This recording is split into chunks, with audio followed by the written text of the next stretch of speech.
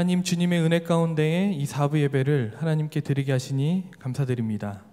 하나님, 코로나19로 우리의 생각과 마음이 어려움 가운데 있지만 분명한 것은 우리는 예배해야 하고 우리 예배를 받기에 합당하신 분은 오직 하나님 한 분밖에 없음을 선포합니다.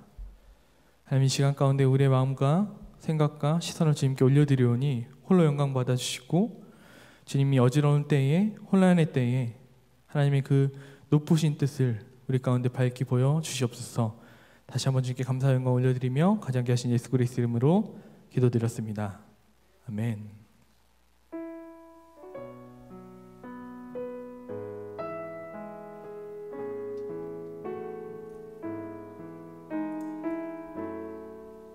우리 마음 다한 고백으로 주님께 나아갈까요?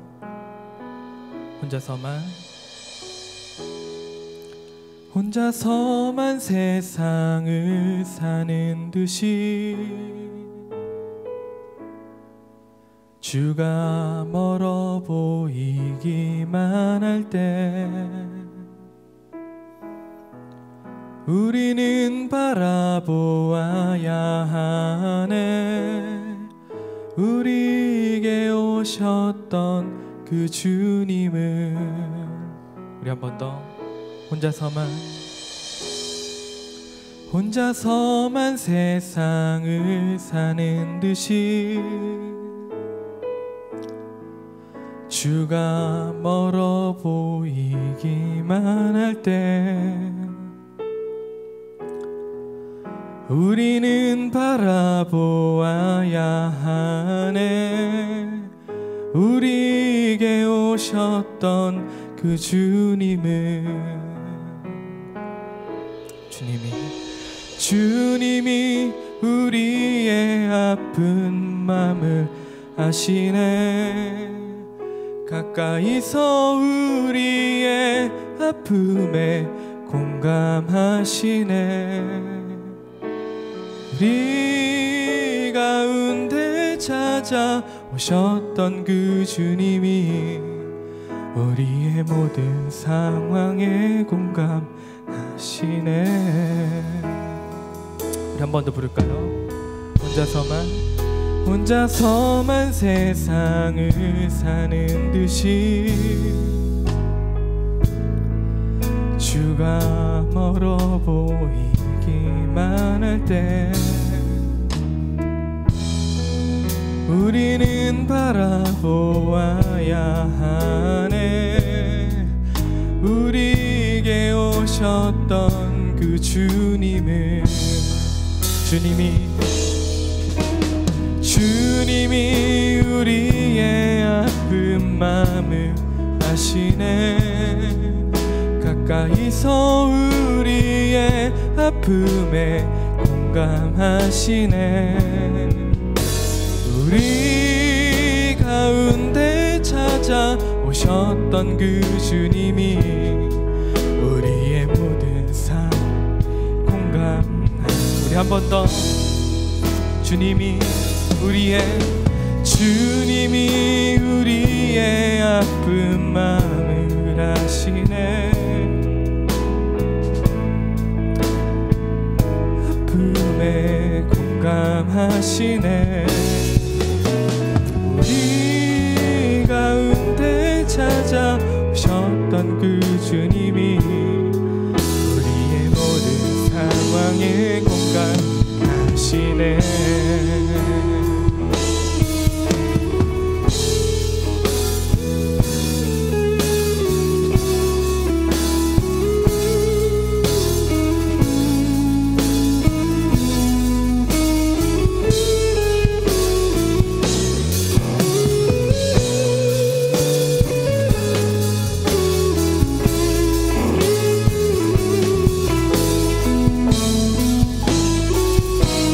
마음의 중심으로 한 번 더 부르며 나갈까요?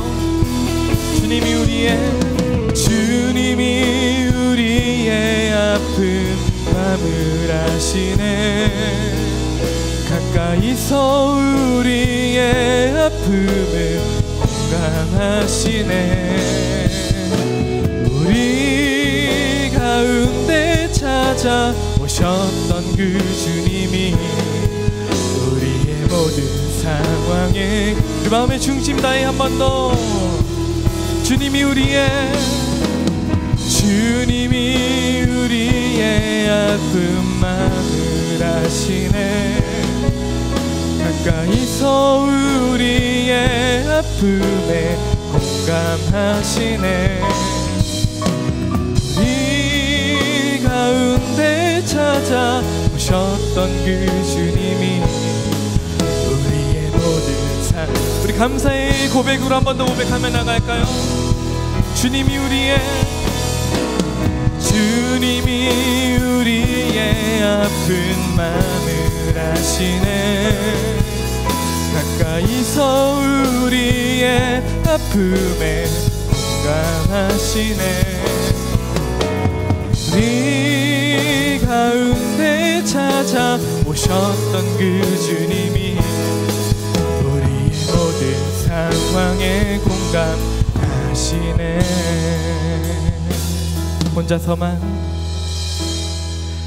혼자서만 세상을 사는 듯이 주가 멀어 보이기만 할 때 우리는 바라보아야 하네 우리에게 오셨던 그 주님을 하나님 우리 가운데 오셨던 그 주님을 주님 이 시간 우리가 바라보길 소원합니다.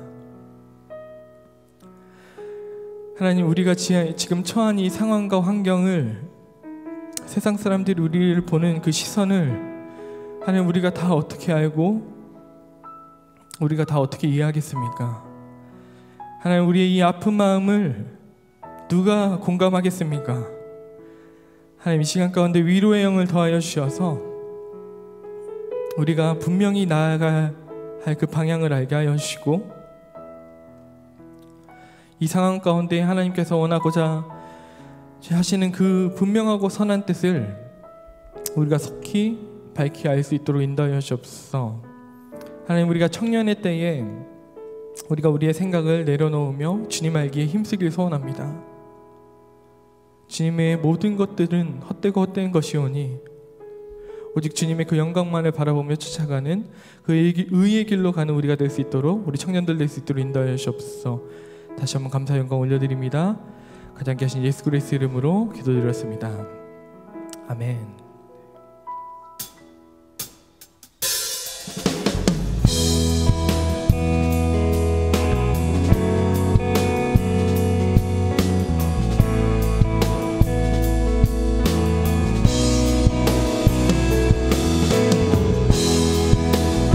우리를 향하신 그 하나님의 높고 크신 그 놀라운 사랑을 기억하시면서 우리 온 마음 다해 고백하며 나갈까요? 나를 향한 주의 사랑 산과 바다에 넘치니 내 마음 열 때 주님 나에게 참 자유 주셨네. 늘 진리 속에 거하며 나의 손을 높이 들고 언제나 주님의 사랑을 노래 주의 사랑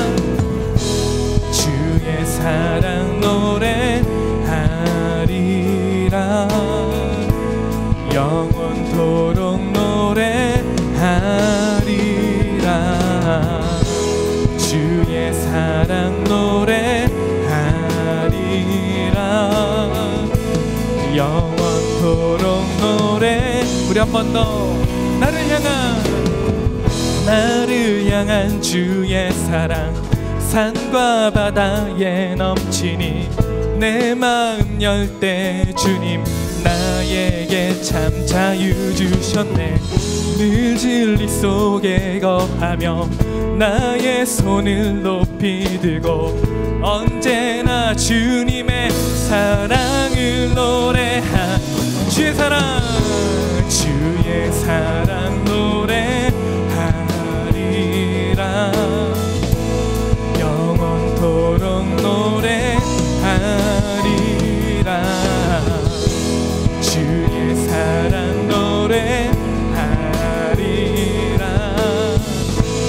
영원토록 노래 주의 사랑 노래하리라 주의 사랑 노래하리라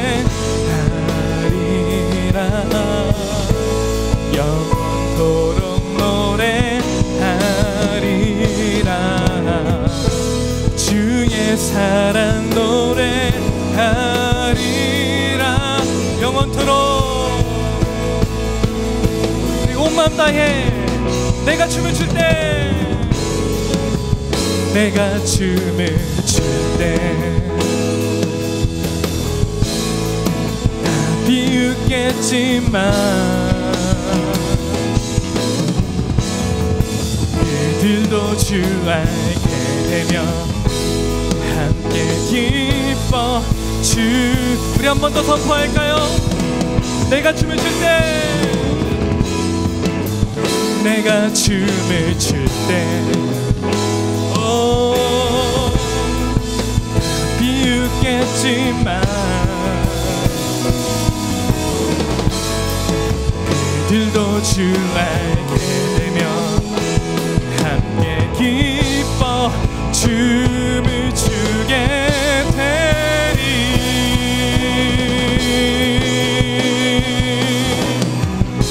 주의 사랑 노래하리라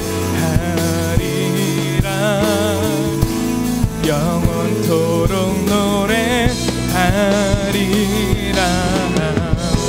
주의 사랑 노래하리라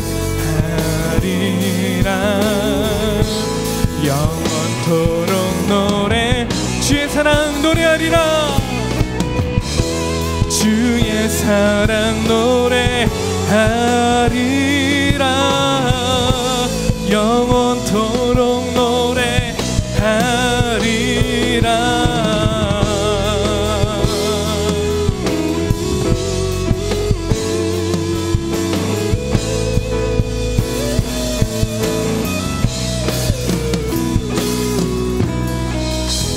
주의 사랑 노래하리라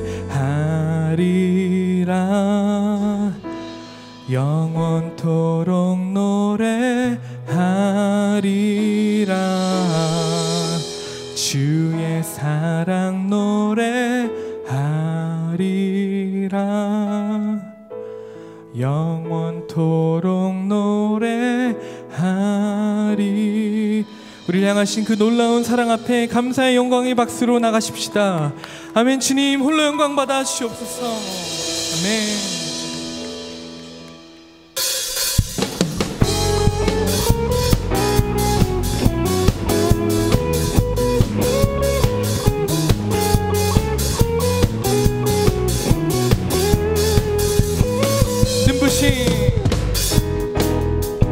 눈부신 햇살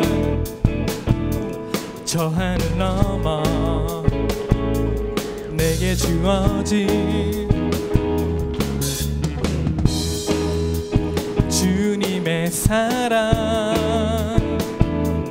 깊어져 가네 나의 마음에 나 얻었네 변함없는 그 사랑 내 안에 기쁨의 노래 멈출 수가 없네 주님의 사랑 바람에 실리는 내 찾아와 그 사랑의 향기가 내 맘 가득해 주님의 은혜 굽이쳐 흐르며 내게 다가와 그 사랑의 열매로 내 맘 채우네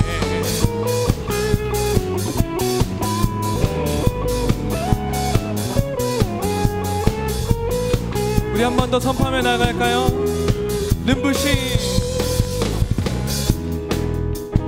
눈부신 햇살 저 하늘 넘어 내게 주어진 주님의 사랑 깊어져 가네 나의 마음에 나 얻었네 멈췄네. 변함없는 그 사랑, 내 안에 기쁨의 노래 멈출 수가 없. 주님의 사랑, 바람에 실리던 내 찾아와 그 사랑에 향기가 내 맘 가득해.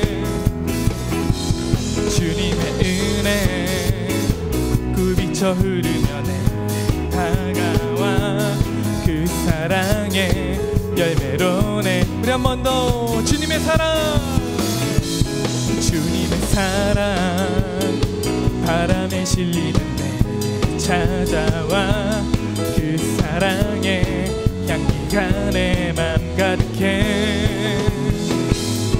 주님의 은혜 굽이쳐 흐르며 내 다가와 그 사랑에 열매로 내 맘 채. 그 사랑의 열매로, 그 사랑의 열매로 내 맘 채우네. 그 사랑의 열매, 사랑의 열매로 내 맘 채우네.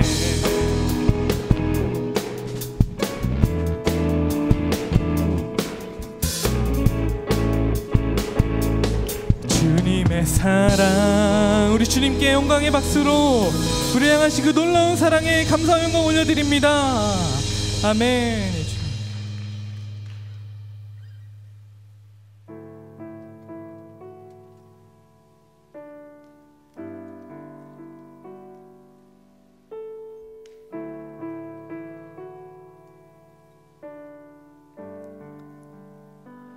하나님의 말씀을 내 마음에 새겨 나의 뜻은 나의 삶을 다시 돌아봅니다.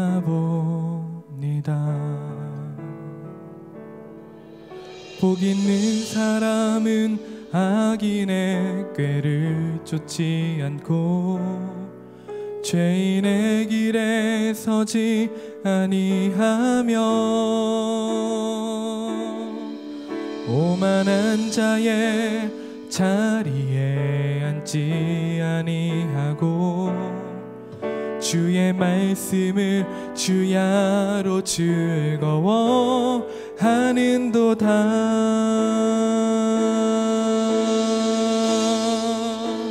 주 하나님 내게 말씀하소서.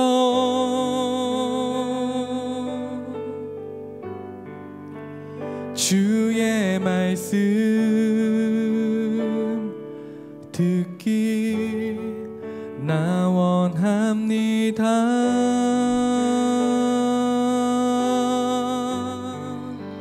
주 하나님 내게 말씀하시네.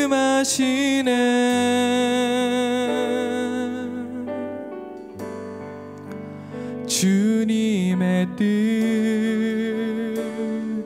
알기 나 원합니다. 주 말씀은 살아계셔 나를 보게 하시고 말씀으로 나의 삶을 인도하여 주소서. 복 있는 사람은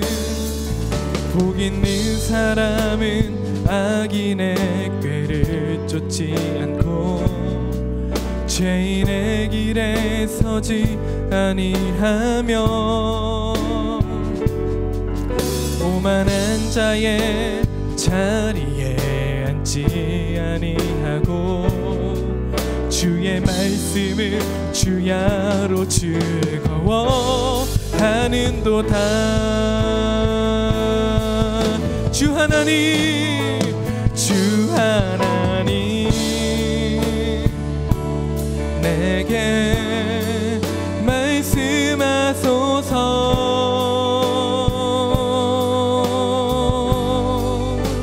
주의 말씀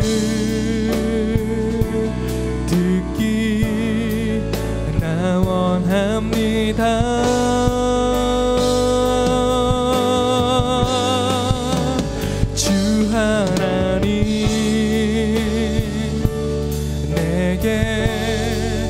말씀하시네.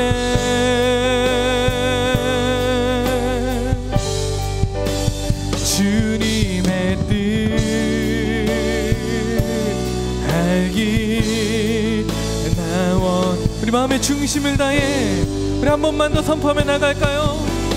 주 하나님, 주 하나님,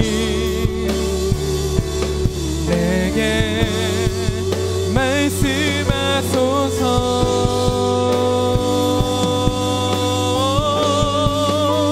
주의 말씀 듣기 나 원합니다. 주 하나님, 주 하나님, 내게 주님 말씀하시옵소서. 주님의 뜻 알기 나 원합니다. 사랑하는 여러분, 이 시간 우리 전심을 다해 한번 기도하실 때 하나님 말씀하여 주시옵소서. 주님의 그 분명하고 그 선하신 뜻 알기 소원합니다. 주님, 이 시간 말씀하여 주시옵소서.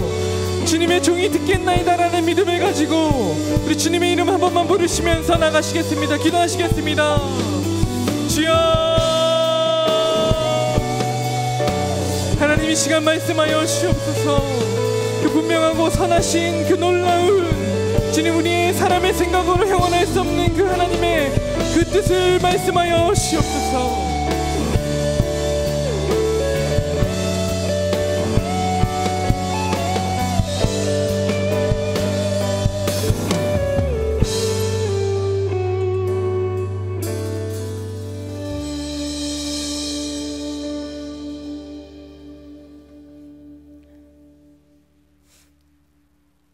사랑이 많으신 하나님 아버지, 오늘도 이렇게 주일 예배를 드릴 수 있음에 감사드립니다.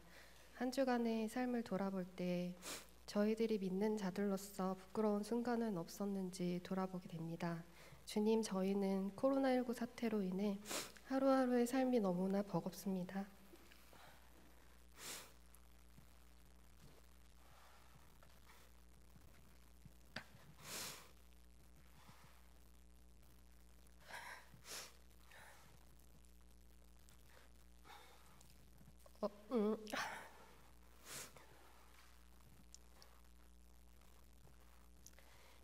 저희가 연약하고 부족한 부분이 많은데 모두 하나님께서 저희들에게 부어주신 은혜인 줄도 모르고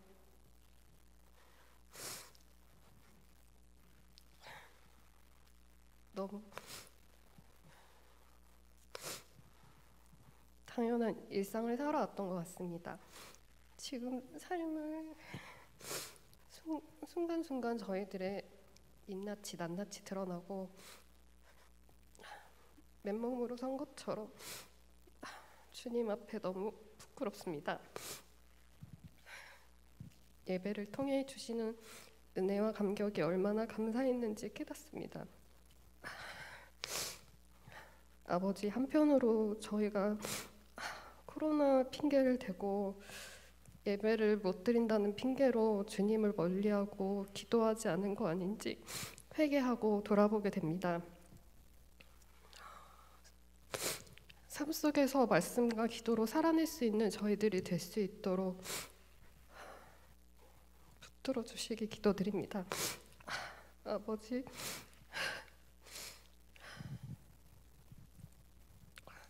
사회적 거리를 유지하기 위해 서로 가까이 할 수는 없지만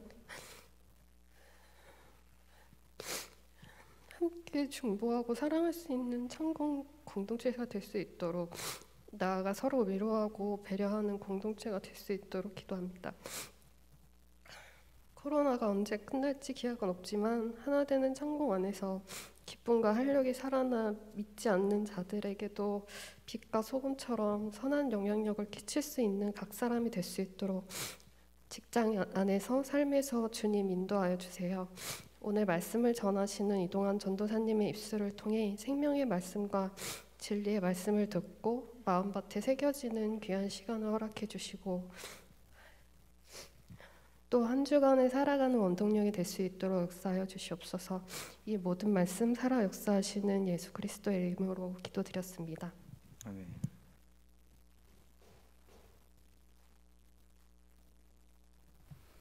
네, 지금 준비한 예물 하나님께 드리는 시간입니다. 헌금위원들은 앞에 나오셔서 수고해 주시기 바랍니다.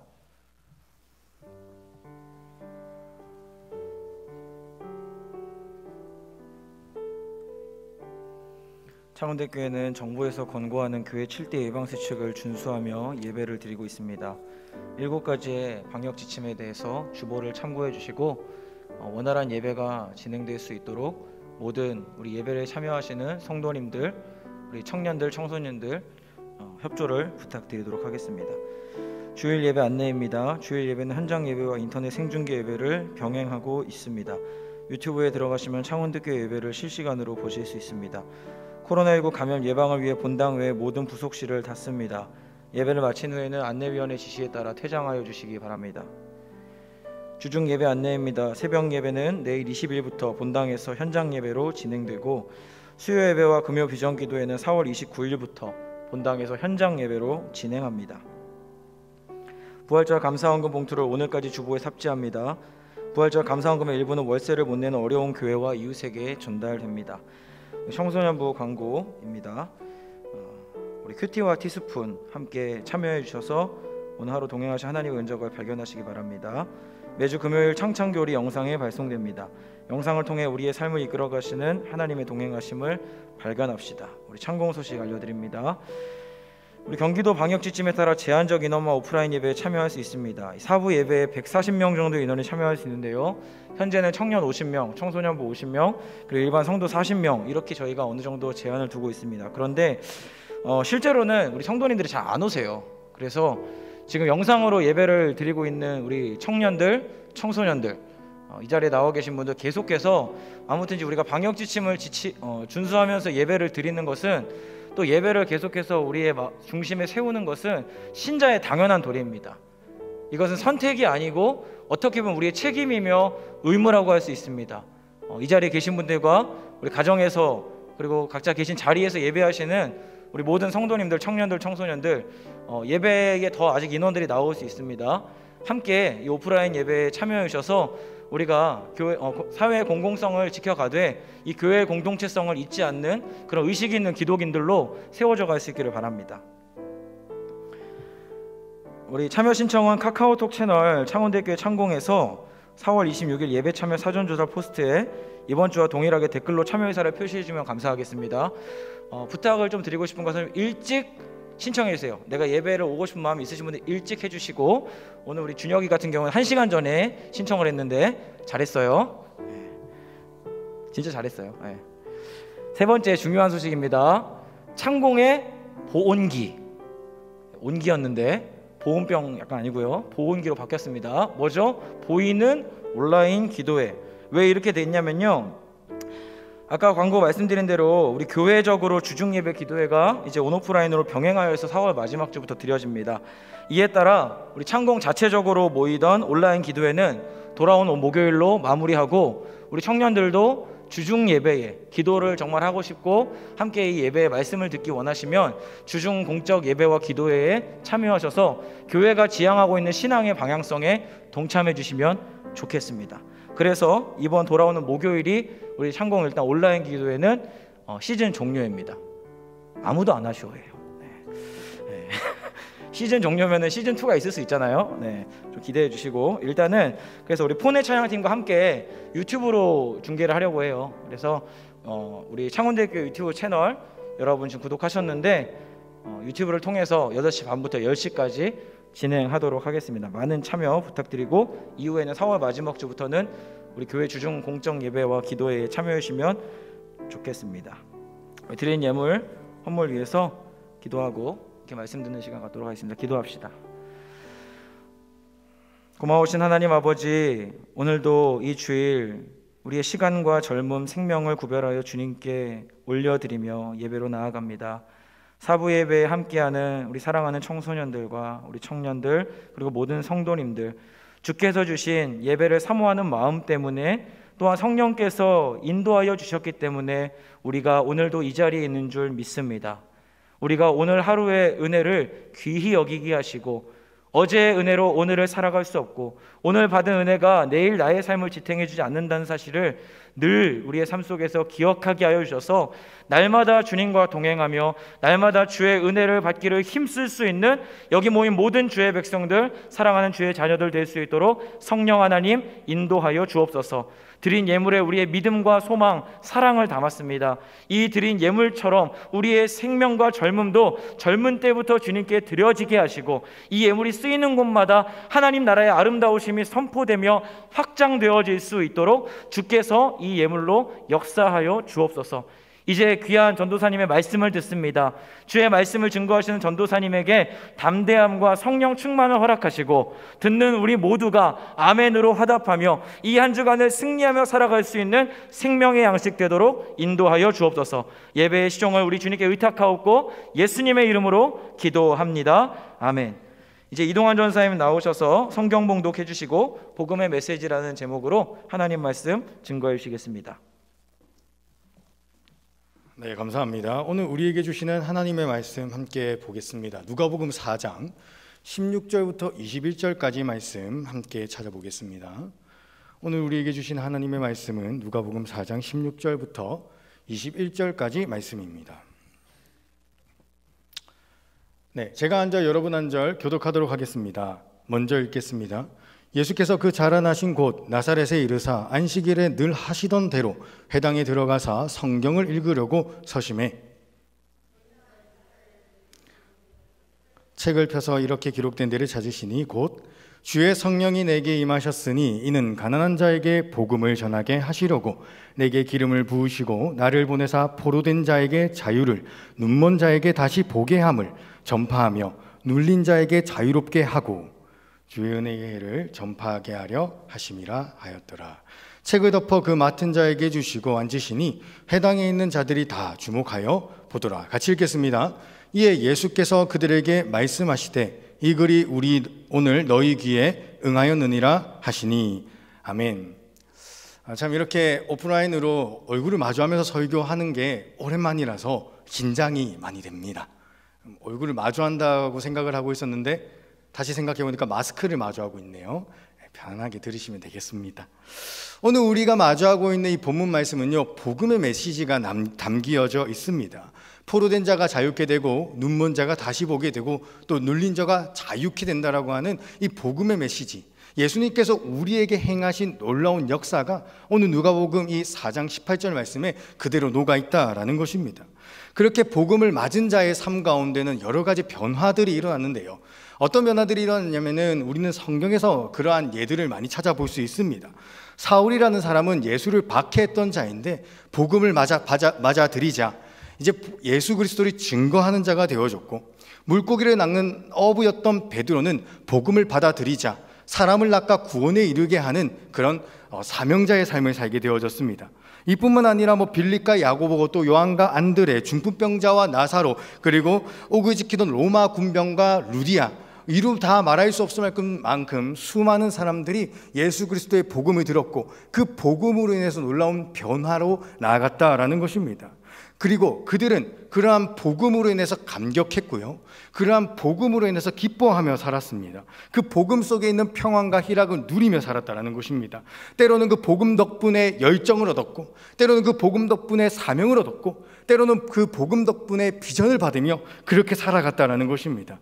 그들 속에는 항상 복음에 대한 감격이라는 것이 있었고, 그 감격이 그들의 인생의 원동력이자 동기이자 힘이자 능력이 되어졌던 것을 우리는 성경에서 발견할 수 있습니다. 그리고 또 누구에게 이러한 역사가 일어났습니까? 바로 이 자리에 그 복음을 받아들이고 하나님을 아버지라고 부르며 모여 앉아 예배드리고 있는 우리들의 삶 가운데에도 이 누가복음 4장 18절 말씀은 동일하게 우리들의 삶에, 우리들의 귀에 응하여졌다라는 것입니다. 그런데요, 저는요, 이번 주 이 설교를 준비하면서 마음이 너무나도 힘들었습니다. 왜냐하면 내가 복음을 받아들여가지고 자유케 된 것도 알겠고, 다시 보게 되었다라는 것도 알겠고, 내가 자유함을 얻었다라는 것은 알겠는데, 문제는 뭐냐면은 그것으로 인한 감격이 제 안에 없었다라는 것입니다. 그 복음 때문에 일어나는 기쁨이, 그 복음 때문에 일어나는 감격이, 그 복음 때문에 힘을 얻는 삶이 제 속에서 없는 모습을 보았기 때문에 저는 오늘 이 본문 말씀을 설교하는 게 너무나도 어려웠습니다. 힘들었습니다. 저의 마음은 왜 그렇게 무덤덤하고 아무렇지도 않았을까요? 나에게 일어난 이 복음의 이야기가 왜 이렇게 식상하게 들리고 마치 나에게 안 일어난 것처럼 그렇게 저는 대면 반응하게 되어졌을까요? 그러한 저의 모습을 보고 있자니 오늘 본문 말씀에 나와 있는 유대인들과 다를 바가 없었습니다. 오늘 이 나사렛에 있는 유대인들이 예수님께 어떠한 행동을 보입니까? 예수님께서는 누가복음 4장 18절에 있는 복음의 이야기를 선포하셨고, 그들은 잠깐 은혜에 빠지지만 곧 예수 그리스도가 요셉의 아들이라는 그 생각 때문에 예수님을 배척하고 심지어 낭떠러지에 떨어뜨려 죽이려고 했던 그런 모습을 보였다라는 것입니다. 물론 겉으로는 제가 예수님을 죽이려고는 하지 않았습니다. 겉으로는 예수님을 믿는 사람이었습니다. 그런데 제 마음속에 이 복음의 이야기를 듣고도 무미건조한, 아무런 반응도 없는 저의 마음을 보니까 예수님을 배척하고 있는 이 나사렛 유대인들과 다를 바가 없어 보이더라라는 것입니다. 그들은 생각으로 또 마음으로 행동으로 예수님을 배척했습니다. 은혜를 선포하시는 예수님의 말씀에 감사와 기쁨이 아니라 불신과 악독, 배척으로 응수한 것입니다. 왜 그랬을까요? 그들과 저는 왜 그 그리스도의 복음에 무덤덤하고 배척으로 응수할 수밖에 없었을까요? 그 이유를 곰곰이 생각해 보다가 오늘 본문 말씀을 묵상하였습니다. 그리고 그 가운데에서 내가 왜 그랬는지를 알게 되어졌는데요. 우리 함께 누가복음 4장 18절 말씀 한번 같이 읽어보겠습니다. 주의 성령이 내게 임하셨으니 이는 가난한 자에게 복음을 전하게 하시려고 내게 기름을 부으시고. 아멘. 지금 이 누가복음 4장 18절 말씀을 통해 우리는요, 복음의 방향이 어디를 향하고 있는지를 분명히 알 수 있습니다. 복음은 부유한 자에게로 가는 것이 아니라 누구에게 간다고요? 가난한 자에게 간다라고 되어져 있습니다. 복음은 가난한 자에게 갑니다. 여기에서 이 가난하다라는 것은요, 이 물질적인 빈곤함을 뜻하는 것이 아니에요. 도리어 이 마음의 상태를 뜻하는 것인데요, 마음의 허약함, 마음의 빈약함, 마음의 공허함, 마음의 연약함, 자신의 그 안쓰러움과 자신의 그 비천함을 깨닫는 자가 바로 가난한 자다라는 것입니다. 그래서 자신의 비천함과 이 빈곤함을 아는 사람은 하나님 앞에 자신을 겸비하고요, 자신을 낮추고요, 자신의 능과 힘으로는 이 세상을 살아갈 수 없구나라는 것을 깨닫기 때문에 그리스도 예수의 복음에 환영하고 그 복음을 붙들고 살려고 애쓰게 되어진다는 것입니다. 복음이 우리들의 마음속에 빛나기 위해선 우리는 어떤 심령을 가져야 됩니까? 부유한 심령이 아닙니다. 가난한 마음이 우리들에게 있어야 됩니다. 부족하고 연약하다라고 고백하는 그러한 가난한 마음이 우리들에게 있어야 오늘 이 누가복음 4장 18절에서 애끓게 말씀하시는 예수님의 복음 메시지가 우리들의 삶 가운데 감격으로, 기쁨으로, 감사로 다가올 수 있게 되어진다라는 것입니다. 금식을 많이 하는 게 중요한 게 아닙니다. 얼마나 내가 교회를 자주 오냐가 중요한 게 아닙니다. 교회 봉사를 많이 하면은 내가 복음에 더 뜨거워질까? 그런 게 아닙니다. 그 모든 행위보다 먼저 있어야 될 것은 우리들 속에 가난한 마음이 회복되어야 될 줄 믿습니다. 가난한 마음 때문에 기도해야 되겠고, 가난한 마음 때문에 교회 나와 하나님께 부르짖어야 되겠고, 가난한 마음 때문에 이 가난한 마음을 달래고자 그리스도의 복음을 붙들어야겠어서 하나님의 말씀을 배우고 알아야겠고, 이 가난한 마음이 먼저 있어야 우리는 하나님을 참으로 신앙한다, 하나님을 참으로 사랑한다, 그 복음의 감격에 겨워할 수 있다라는 것입니다. 왜 그렇습니까? 복음의 방향은요, 종교적 행위를 열심히 하는 자에게 가는 게 아니라 가난한 자를 향하기 때문입니다. 아멘이십니까? 제가 이 복음의 이야기를 듣고 너무나도 미지근했던 그 이유는 다른 것이 아니었습니다. 저는 말씀 공부도 했고요, 이번 주에 기도도 했고요, 저 교회 봉사 열심히 하는 전도사입니다. 그럼에도 불구하고 제 안에 뜨뜻미지근한 마음이 있었던 건 뭐냐면은 제 안에 가난한 마음이 아니라 부유한 마음, 조금 더 정확하게 이야기하자면 자만한 마음이 제 안에 있었기 때문입니다. 마치 이런 생각이 있었던 것 같아요. 내가 하나님을 돕는다. 우리 하나님이 좀 부족하시니까 내가 좀 도와드려야지. 그런 생각이 제 속에 있었던 것입니다. 그런 은연한 교만함이 있었기에 저는 복음이 필요하지 않다라고 생각했던 것이고, 좀 더 직설적으로 말하자면 하나님 없이도 나는 괜찮다라는 그런 생각 때문에 복음의 감격이 없었던 것입니다. 자만한 자에게는 복음이 받아지지 않습니다. 복음이 자기에게 와도 복음을 배척합니다. 오직 자신의 빈곤함을 깨닫고 그렇게 예수님이 필요하다라고 고백하는 사람만이 복음을 환영합니다. 그렇다면요, 가난한 자는 어떤 자일까요? 오늘 우리가 마주하고 있는 이 누가복음 4장 18절의 말씀은 굉장히 정갈하게 잘 정리되어져 있습니다. 가난한 자에게 복음이라는 이 선포와 함께 그 가난한 자가 어떤 자인지에 대해서 세 가지를 나열을 하고 있는데요. 첫 번째는 포로된 자가 가난한 자다. 두 번째는 눈먼 자가 가난한 자다. 세 번째는 눌린 자가 가난한 자다라고 그렇게 예수님께서는 이야기를 하고 있다는 것입니다. 우리 함께 오늘 이 시간 우리들 속에 있는 가난한 마음을 회복할 수 있기를 소원합니다. 과연 포로된 자가 어떤 자인지, 눈먼 자가 어떤 자인지, 눌린 자가 어떤 자인지를 깨닫고 알아서 내 안에 그러함이 있구나, 내 안에 그러한 가난함이 있구나를 시인하고 우리 다시 한번 복음의 감격이 회복될 수 있기를 기도해 봅니다. 우리 먼저 포로된 자가 어떤 자인지를 함께 알아봤으면 좋겠는데요. 이 성경에서 포로되었다라는 것은요, 그냥 정치적인 포로가 되었다라는 것을 뜻하지 않습니다. 이스라엘 백성들은 실제로 포로로 끌려가는 그런 역사가 있었는데요. 아수르와 바벨론에게 포로로 끌려가게 되어집니다. 그런데 성경에서는 그들이 포로로 끌려가게 되어진 것에 대해서 이스라엘 국가의 국방력이 약했기 때문이다라고 이야기를 하고 있지 않습니다. 한사코 성경은 그들이 포로로 끌려간 이유를 뭐라고 이야기하냐면은 그들이 하나님께 범죄하였기 때문이다라고 이야기를 하고 있다는 것입니다.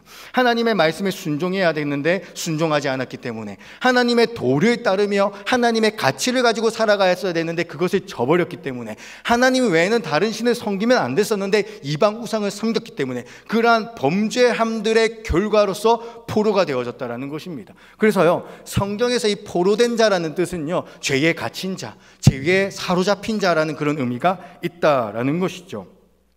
포로된 자는요, 죄에 빠진 자를 뜻합니다. 죄에 잡힌 자를 뜻합니다. 마치 늪 속에 갇혀서 아무리 허우적대고 나오려고 발버둥쳐도 나오지 못하는 그런 상태가 바로 죄에 포로된 상태라는 것입니다. 이 헤르만 헤세의 유명한 소설인 데미안을 읽다 보면요, 이 죄에 잡힌 한 친구의 고백이 나오는데, 이 헤르만 헤세의 친구인 크라우너라는 친구가 이런 이야기를 합니다. 이 크라우너라는 친구는요, 희한하게 심령술이라는 것에 심취되어 있던 친구인데, 이 자신의 심령술이 좀 더 영험해지기 위해서는 금욕, 그러니까 자신의 죄를 억제해야 된다고 생각을 했어요. 그래서 수많은 일을 했다고 이야기를 하면서 헤르만 헤세에게 이렇게 고백합니다. 제가 PPT를 준비했는데요. 나는 온갖 실험을 다 해봤어. 가능한 모든 방법을 다 냉수욕에 눈으로 몸을 비벼도 보고 체조와 달리기까지 해봐도 아무 소용이 없었어. 매일 밤 나는 생각조차 하지 말아야 할 그런 죄된 꿈을 꾸다가 깨는 거야. 나는 스스로 잠들 수도 없어. 하룻밤을 꼬박 뜬 눈으로 세운 적도 잦아. 이렇게 더 이상 못 버티겠어. 이런 이야기를 했다고 합니다. 우리가 이 크라우너의 고백에서 무엇을 깨닫습니까? 죄라는 것이, 이 죄라는 것은 우리들의 삶 가운데에 늘 도사리고 있는 것입니다.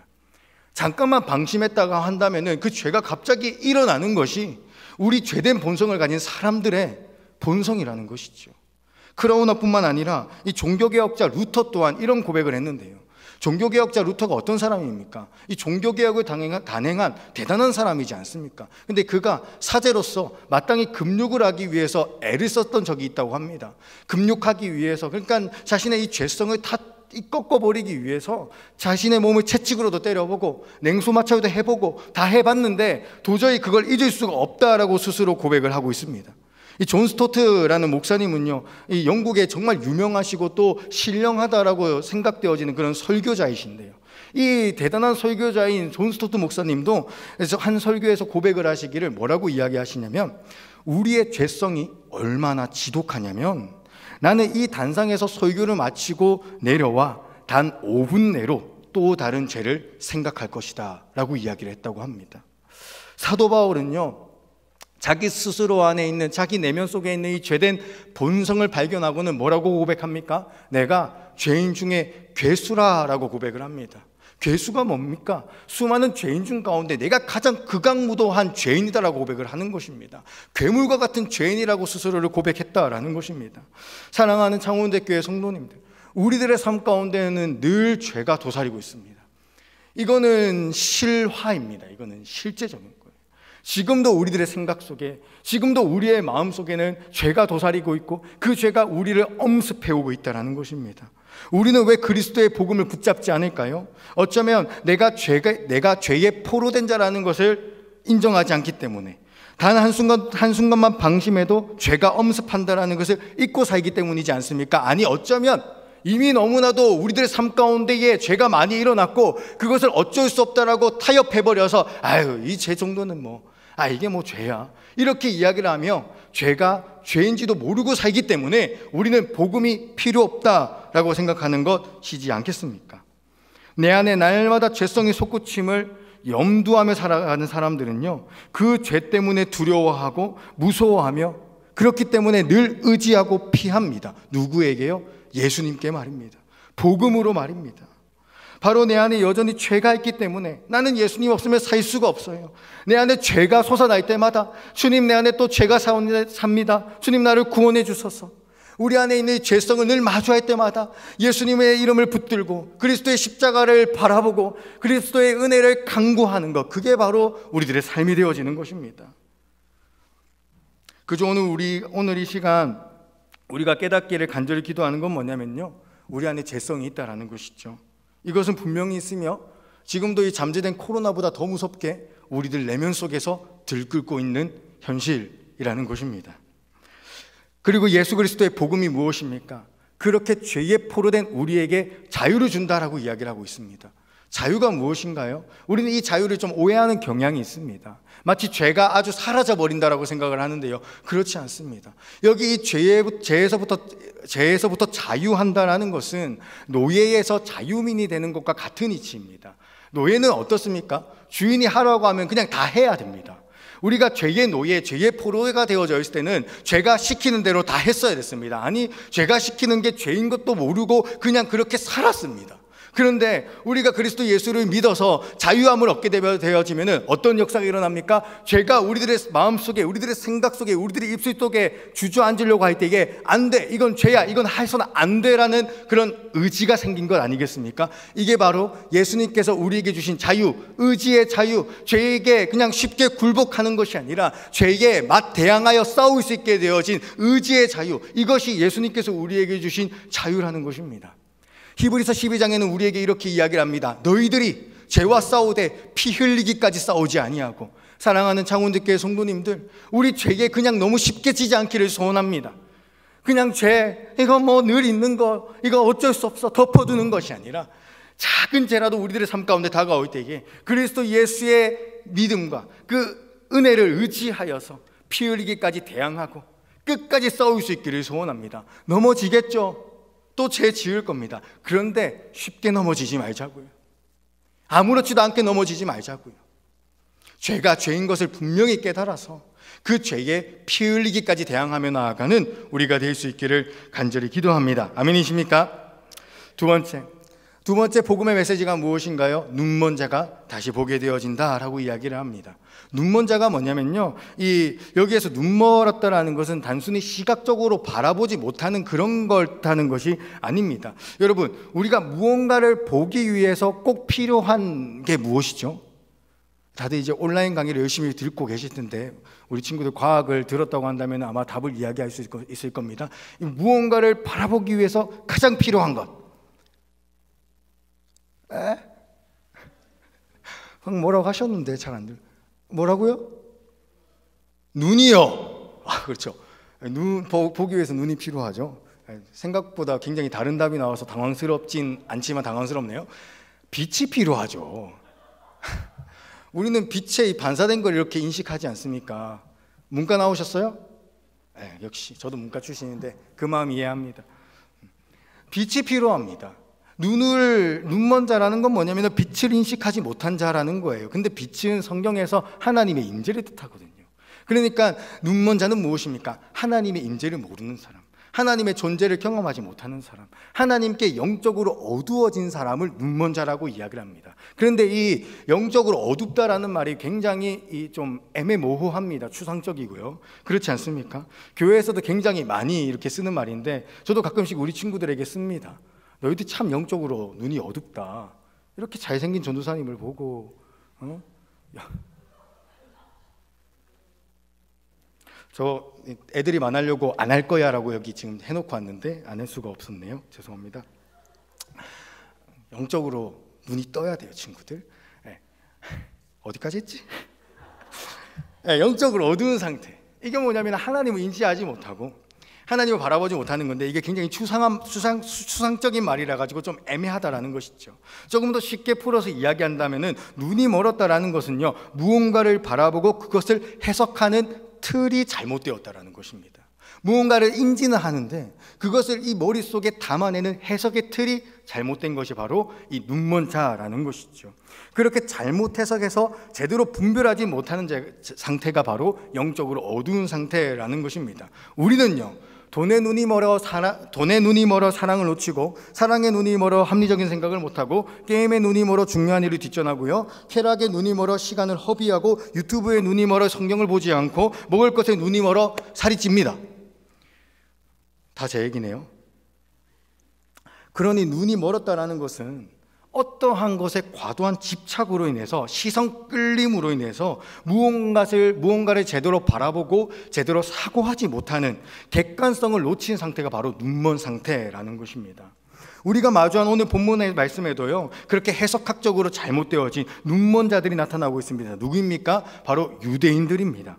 그들은 회당에서 복음을 전하시는 예수님의 복음의 메시지를 들었습니다. 그리고 이렇게 반응을 했습니다. 누가복음 4장 22절 함께 읽어볼까요?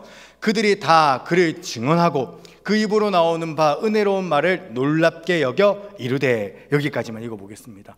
예수님의 복음의 메시지를 듣고 처음에는 그들은 놀랍게 여겼습니다. 경이롭게 여겼습니다. 그런데 그 경이로움도 잠시, 그들의 생각 속에 그 경이로움을 해치는, 그 경이로움을 파해시키는 그런 이상한 생각 하나가 떠오르는데, 그게 뭐냐면은, 계속 읽어볼까요? 이 사람이 요셉의 아들이 아니냐.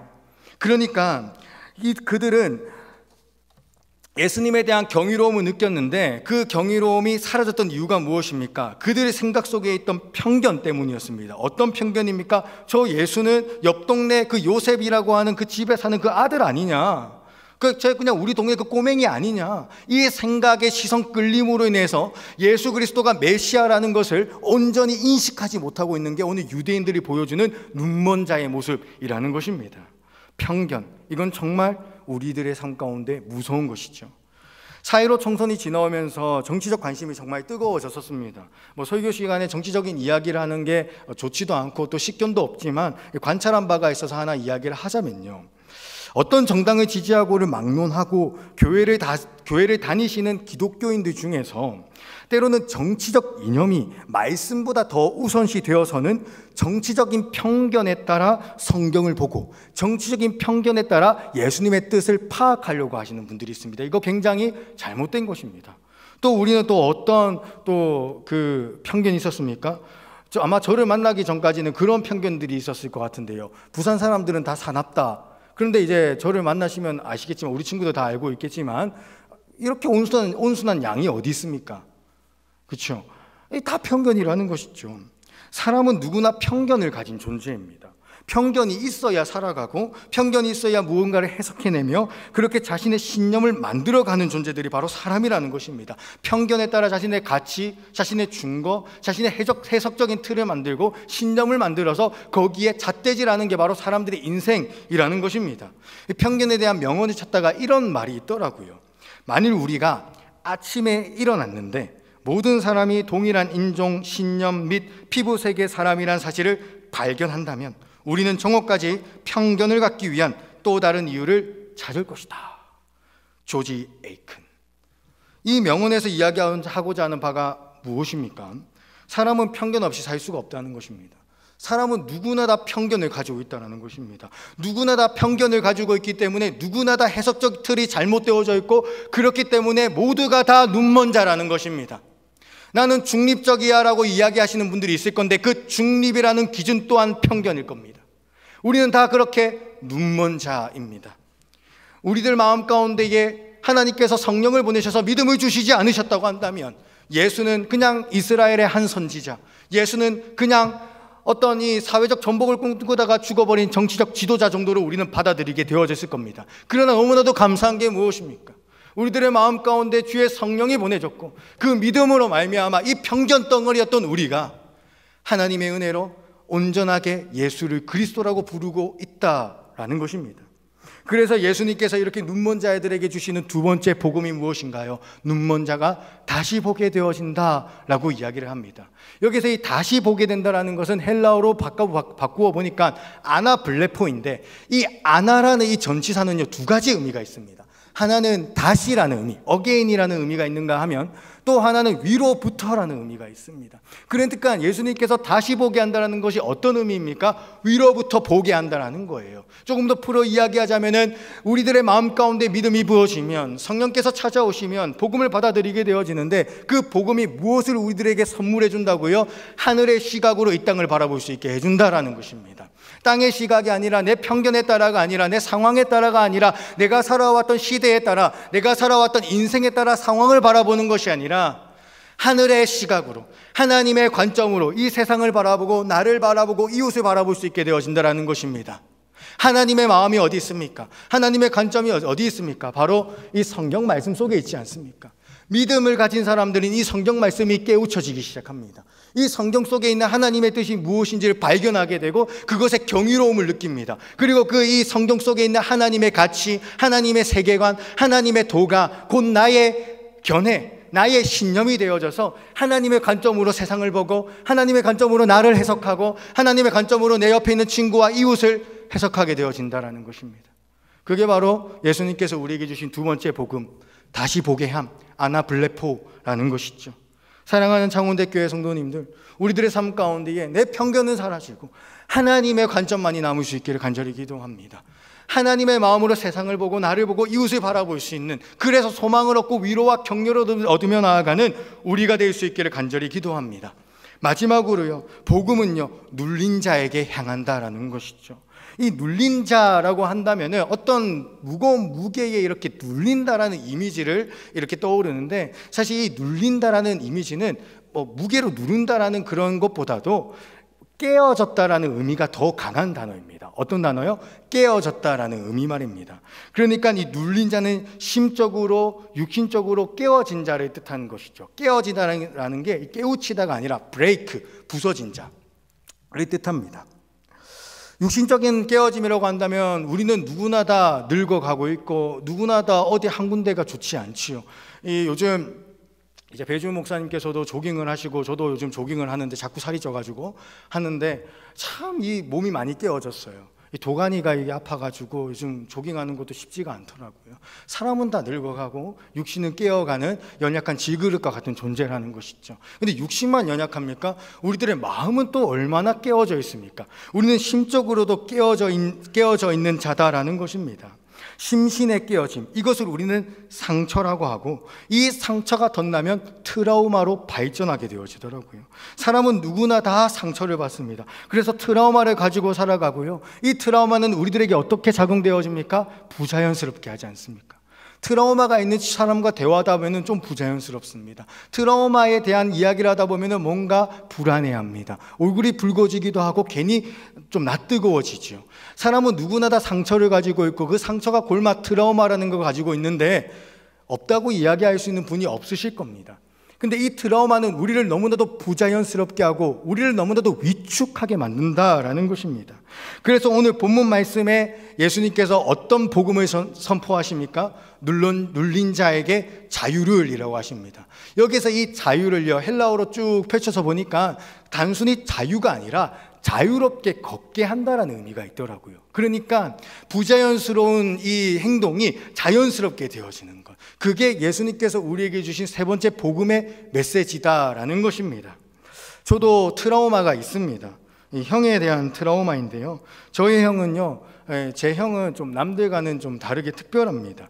약간의 정신지체가 있어가지고 남들과는 다르게 좀 말이 어눌하고 또 이 또래들과 다르게 정신연령이 좀 낮습니다. 그래서 어릴 때 굉장히 힘들어 하셨어요. 그리고 저는 그렇게 남들과는 다른 우리 형이 너무나도 부끄러웠고요. 그래서 친구들과 같이 있을 때면은 형을 모른 척하고 그런 적도 정말 많았습니다. 그래서 형에 대해서 이야기하는 게 저에게는 아직도 쉽진 않습니다. 얼굴이 붉어지기도 하고 이상하게 저도 모르게 형에 대해서 이야기를 하면은요, 어색해지고 또 부자연스러워지더라고요. 최근에도 그런 일이 하나 있었는데요. 이 교육자실에서 우리 배주 목사님과 저는 나란히 앉아 있습니다. 그러니까 이렇게 대화도 많이 하고 서로의 삶의 정황을 많이 포착을 하는데요. 어느 날 저에게 형에게 전화가 온 거예요. 전화가 오니까 저희 형이 좀 말이 어눌하다 보니까 나름대로 뭔가 묻고 싶어서 전화를 해가지고 설명을 막 하긴 하는데 제가 알아듣기가 너무 힘든 겁니다. 또 그때 또 막 스트레스도 받고 그래가지고 형한테 좀 틱틱대면서 이야기를 했어요. 그게 아니야. 이렇게 했습니다. 그러니까 또 우리 배주훈 목사님, 정의의 사도, 또 따뜻한 우리 형님 같은 그런 분이신데 옆에서 또 지도를 해주시더라고요. 아니 전도사님, 왜 형에게 그렇게 틱틱대세요? 이렇게 이야기를 하더라고요. 기회가 왔다 싶어서 저의 이야기를 좀 오픈을 했습니다. 사실 저희 형이 정신지체가 있어서 말하는 게 좀 어눌한데 그러다 보니까 제가 좀 이렇게 신경질을 낸 것 같습니다. 그러니까 또 배주훈 목사님께서 따뜻하게 위로하시고 또 공감해 주시더라고요. 오늘 찬양 또 공감하시네 나오던데 공감하시더라고요. 아 그랬구나, 그런 배경이 있었구나. 아 그랬구나, 그런 배경이 있었구나. 아 그랬구나, 그런 배경이 있었구나. 이렇게 공감을 해주시고, 아 근데 참 그래요. 참 그 말투에서 느껴지는 뉘앙스 속에 그 따뜻함이란 게 묻어나지 않습니까? 참 따뜻함을 많이 느꼈습니다. 전 충분히 방어를 했다고 생각합니다, 목사님. 네, 따뜻함을 느꼈습니다. 어디까지? 네, 그래서 저는 형 이야기를 할 때면은 좀 부자연스럽더라고요. 그러고 나서 저도 좀 얼굴이 좀 뜨거워지고 막 열도 오르고 부자연스럽게 정적이 좀 흐르기 시작을 했습니다. 보세요, 지금도 정적이 흐르잖아요. 부자연스러워요. 사람은 그렇습니다. 누구나 다 트라우마라는 것을 가지고 살아가고 그 트라우마 때문에 부자연스럽고 위트 있기가 쉽지가 않습니다. 위트 있기가 쉽지가 않습니다. 그런 게 바로 사람의 연약함, 심적인 연약함이라는 것이죠. 우리는 그 트라우마 때문에 숨고 싶고 그 트라우마 때문에 도망가고 싶고 그 트라우마를 인정하기 싫고 그 트라우마 때문에 위축되고 용기도 안 나고 그런 게 바로 우리들의 연약한 인생, 질그릇과 같은 인생이라는 것입니다. 이제 말씀을 맺어보려고 합니다. 우리는 누구나 다 부인할 수 없이 죄인이고 또 편견을 가졌고 또 아픔이 있는 질그릇과 같은 존재들입니다. 아멘이십니까? 우리 그렇게 연약하다는 거 다 인정하시나요? 그래서 우리는 너무나도 가난하다는 것 인정하시나요? 그렇게 가난한 마음이 있기 때문에 오늘 우리에게 주시는 이 누가복음 4장 18절에 있는 예수님의 복음의 메시지가 너무나도 은혜가 되는 것 아니겠습니까? 이 마음이 깨우쳐져야 이 복음이 너무나도 나에게 필요하구나. 이 복음이 정말 내 삶의 유일한 소망이구나. 이 복음 때문에 내가 살 수 있구나라는 것을 시인하고 고백할 수 있지 않겠습니까? 나의 가난함을 알고 이 복음의 부유함을 아는 사람은 정말 찬양의 가사처럼 집 팔고 땅 팔고 냉장고라도 팔아서 이 복음을 붙들려고 하고 이 복음을 부여잡으려고 한다라는 것입니다. 그리고 그렇게 부여잡은 복음의 감격으로 살아가게 되어지는 것이죠. 복음의 감격이 왜 그렇게나도 중요할까요? 사도 바울이라는 성경의 한 인물이 있는데요. 이 사람은 복음의 감격으로 살아가는 사람이었습니다. 사도 바울은 1차, 2차, 3차 전도 여행을 떠나다가 예루살렘으로 다시 한번 귀향하게 됐어야 됐는데 그때 예루살렘에 자신을 죽이고자 수많은 유대인들이 작당하고 있다는 소식을 듣습니다. 사도 바울도 예루살렘에 갔다가 내가 죽을 수도 있겠다라는 것을 깨달아요. 그런데 그렇기 때문에 동료들이 말립니다. 가지 마라. 가면 죽는다. 가면 너 어떻게 될지 모른다 라고 이야기하는데 그때 사도 바울이 사도행전 20장 24절에서 이렇게 이야기를 합니다. 우리 같이 읽어볼까요? 시작. 내가 달려갈 길과 주 예수께 받은 사명 곧 하나님의 은혜의 복음을 증언하는 일을 마치려 하면은 나의 생명조차 조금도 귀한 것으로 여기지 아니하노라. 아멘. 사도 바울은 그 순간 복음을 단순히 하나님의 복음이라고 표현한 것이 아니라 그 복음이 나 같은 죄인을 살리신 은혜의 복음이라는 걸 알았기 때문에 그는 하나님 은혜의 복음이라고 이야기를 하며 그 은혜를 아는 감격으로 인하여 자신의 생명도 아끼지 아니하고 예루살렘으로 갈 수 있었다라는 것입니다. 사랑하는 창원교회 성도님들, 우리들에게 왜 복음의 감격이 다시 한번 회복되어야 됩니까? 왜냐하면 그 복음의 감격이 우리의 힘이기 때문입니다. 그 복음의 감격이 우리의 능력이기 때문입니다. 그 복음의 감격이 죽음도 이기게 하는 그런 우리들의 용기고 우리들의 탐대함이고 우리들이 살아갈 수 있는 동기가 되어지기 때문입니다. 그 복음의 감격이 우리의 소망이며 그 복음의 감격이 이 힘든 인생길을 너끈히 살아가게 하는 힘과 능력이 되어진다는 것입니다. 그렇기 때문에 우리의 마음 가운데에는 이 복음의 감격이 다시 한번 회복되어져야 되는 것이죠. 회복되기 위해서는 먼저 무엇을 깨달아야 된다고요? 우리가 가난한 자라는 것을 깨달아야 한다라는 것입니다. 우리 함께 이 시간 찬양하며 나아갔으면 좋겠습니다. 우리들의 가난한 마음을 너무나도 잘 대변하고 있고 또 우리들에게 소망을 주고 있는 좋은 찬양이 있어서 여러분들과 함께 찬양하려고 하는데요, 마음이 상한 자를 이라는 찬양 함께 하려고 합니다. 우리 이 시간 우리의 연약함을 부인하지 말고 정직하게 마주하며 나아갑시다. 나의 가난함을, 나의 연약함을 하나님 앞에 고백하고 그 가운데 복음의 감격이 회복될 수 있기를 기도합니다. 우리 함께 찬양하겠습니다. 마음이 상한 자를 고치시는 주님, 하늘의 아버지 날 주관하소서. 주의 길로 인도하사 자유케 하소서. 새 일을 행하사 부흥케 하소서. 의에 줄이고 목이 마르니 성령의 기름 부으소서. 의에 줄이고 목이 마르니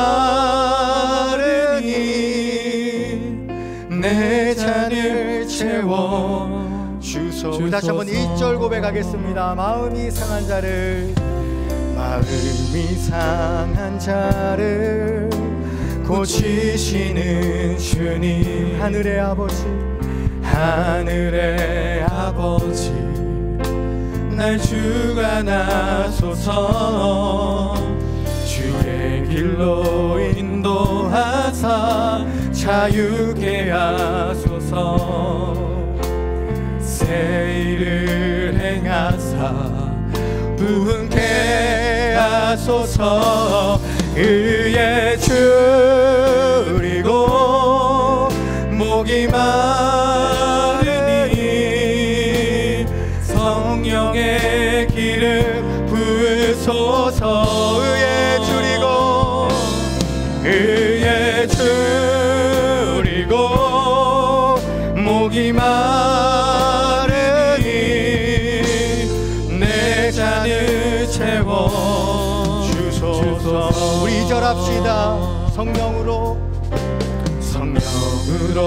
채우사 주보게 하소서. 주의 임재 속에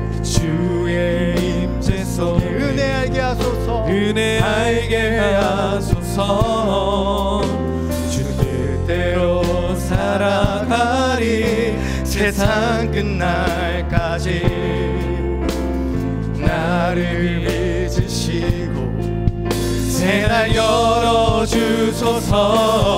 의에 줄이고 목이 마르니 성령의 기름 부으소서.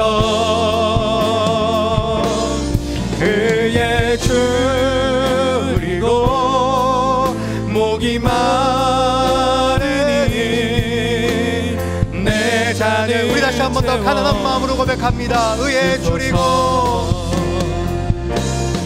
의에 줄이고 목이 마르니 성령의 기름 부으소서. 의에 줄이고 목이 마르니 내 잔을 채워 주소서. 우리 함께 이 시간 기도하며 나아갑시다. 하나님, 내가 가난한 자입니다. 나는 복음 없으면 살 수가 없고, 나는 복음 없으면은 포로되고 눈멀고 눌려서 그냥 절망과 지옥의 나락으로 떨어질 수밖에 없는 연약하고 가난한 자임을 고백합니다. 주님, 그 복음을 내가 붙들게 하여 주시옵소서. 나의 인생 모든 것을 걸고 나의 어떤 것보다 더 중요하게 복음을 붙들며 나아가게 하여 주시옵소서. 우리 시간 다시 한번 복음 붙들게 해달라고, 복음에 감격 회복하게 해달라고 우리 주여 한번 부르시고 기도하며 나아갑시다. 주여,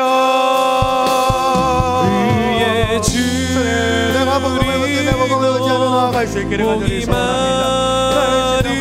가난한 마음이 없어서 복음 없어서 잘 살 수 있다. 복음이 무엇이냐, 복음이 나와 상관이 있느냐, 나는 그런 생각으로, 그런 감정으로, 그런 중심으로 살아갔습니다. 말로는 복음 필요하다 이야기했습니다.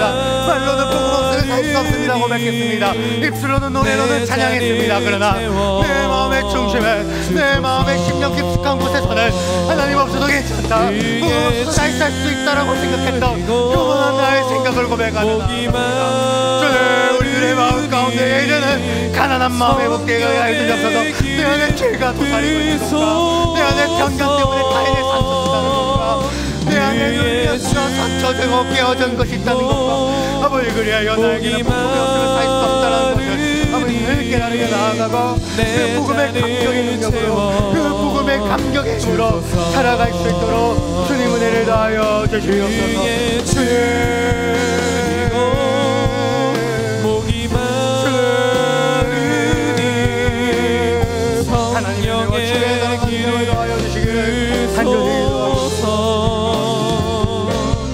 의에 줄이고 목이 마르니 내 잔을 채워 주소서. 우리 한 가지만 더 용기 내서 기도했으면 좋겠습니다. 우리들이 살아가는 삶의 능력과 힘과 동기와 힘과 이 모든 근원이 어디에서 나옵니까? 복음에서 나옵니다. 복음의 감격, 그 감격 때문에 일어나는 희열과 슬픔과 기쁨과 안도감과, 그것이 우리들이 살아가는 힘이고 능력이고, 그것이 우리들의 에너지가 되어진다는 것입니다. 이 고난이 많은 이 인생 가운데에 우리가 어디에서 힘을 얻으며 살아가야 되겠습니까? 복음에서 힘을 얻으며 살아가야 될 줄 믿습니다. 우리가 이 시간 이렇게 기도했으면 좋겠습니다. 주님, 내 안에 복음의 감격이 회복돼서 이뤄져 버려 있던 동기가 회복되게 하여 주시고, 용기가 일어나게 하여 주시고, 세상을 이길 만한 믿음이, 그 담대함이 우리 안에서 일어나서 세상을 실로 이기고 세상 가운데에 하나님의 나라를 증거하며 나아가는 우리가 되어질 수 있도록 주님 은혜를 더하여 주시옵소서. 우리가 같이 그런 마음 가지고 기도 한번 부르시고, 주여 한번 부르시고 다시 한번 더 기도하며 나아갑니다. 주여, 사랑의 하나님 아버지, 은혜 감사합니다. 아버지, 나의 힘과 나의 동기, 아버지, 이것이 없어서 너무나도 힘들었습니다. 내가 왜 살아야 되지? 내가 지쳐있는 마음도 있었습니다. 아버지, 내가 앞으로 어떤 인생을 계획하고, 내가 아버지 어떠한 인생 가운데 나의 에너지와 힘과 열정을 쏟아야 되지, 어디에서 내가 기쁨을 얻고 어디서 내가 다시 한번 재충전을 얻지, 아버지, 그것을 고민하며 살았습니다. 주님, 그것은 성취감도 아니고, 그것은 어떤 성공력도 아니고, 아버지, 그건 어떤 이름도 아니라, 아버지, 하나님 예수 그리스도의 복음과 그 복음의 감격에서 아버지 하나님 우리들의 삶의 동기를 얻을 수 있음을 고백합니다. 아버지, 거기에서 우리가 인간의 능력으로 나아갈 수 있도록 주님 은혜를 더하여 주시고, 아버지를 더욱더 붙들며 나아갈 수 있도록 주의 사랑과 주님의 능력을 더욱더 충만하게 더하여 주시옵소서. 우리가 지쳐있을 때 다시 한번 복음의 감격이 일어나게 하여 주시옵소서. 오래된 나를 위해서 죽으신 그리스도의 십자가와 그 십자가 속에 담겨있는 그 끝까지 사랑하실 진실의 사랑이 나의 힘, 나의 능력, 나의 끈기, 나의 인내가 되어줄 수 있도록 주님 은혜를 더하여 주시옵소서. 줄이고 목이 마르니 성령의 기름 부으소서. 의에 줄이고 목이 마르니 내 잔을 채워 주소서. 우리 마지막으로 한 번만 더 기도하겠습니다. 이제 우리 창원대교회와 함께 예배드리는 청소년부, 우리 또 청년들을 위해서 함께 기도합시다. 우리 교회가 어려운 시기를 지나며 교회의 본질과 부름받은 자로서의 사명을 어떻게 확신할 수 있고 그것을 고민하며 살아갈지 우리의 개인의 삶 속에서 주님 밝히 깨달아 알게 하여 주시고, 이 교회가 지향하고 있는 예배의 방향성과 우리가 준비하고 있는 모든 사역들이 주님의 은혜 안에서 잘 인도되게 해달라고, 지혜를 허락하여 달라고, 성령의 인도함을 구하게 해달라고 함께 기도해 주십시오. 또 우리 각 부서의 임원들과 또 우리 청소년부에는 교사원 선생님들 또 계십니다. 또 여러 가지 수고하며 이 청소년부와 청년부를 이끌어가는 모든 우리 스태프들을 위하여서 이 시간 함께 기도하기 원합니다. 우리가 사회의 공공성을 인식하는 만큼 교회의 공동체성을 잊지 아니하도록 주님 연합 가운데서 주님께서 우리에게 주시는 은혜와 사랑들을 깨달아 알게 하시고, 이 예배를 사모하여 온라인이든 오프라인이든 우리를 부르신 그 예배의 자리에서 영과 진리로 예배하는 모든 우리 청소년들과 청년들, 모든 성도들 되게 해달라고, 우리 이 시간 동안 코로나19로 어려움을 겪고 있는 전 세계 인류를 위하여서 속히 주님 이 상황들을 진정시켜 달라고 마지막으로 주님의 이름만 부르시고 기도하며 나아갑시다. 기도합니다. 주여,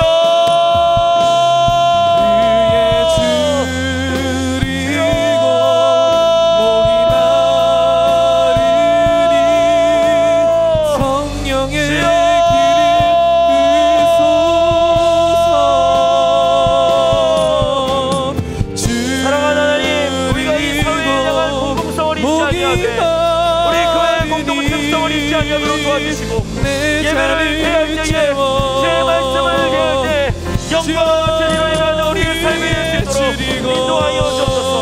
오직 성령 안에서, 오직 성령 안에서 우리의 모든 일들을 행하며 나아갈 수 있도록 인도하여 주시고, 하나님 전 세계 인류가 이 코로나19로 어려움을 겪고 있습니다. 주님께서 붙잡아 주옵소서. 긍휼을 베풀어 주옵소서. 은혜 가운데서 이 상황이 속히 진정될 수 있도록 주여 주님께서 은혜를 베풀어 주시기를 간절히 바라옵나오니 내 잔을 채워 주소서.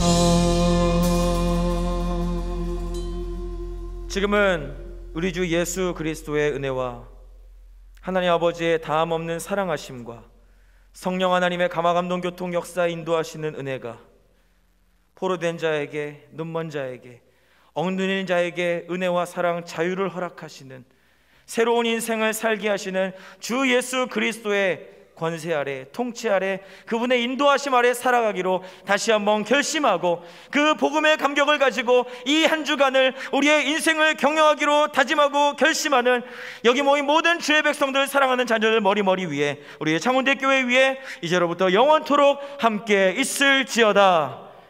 아멘.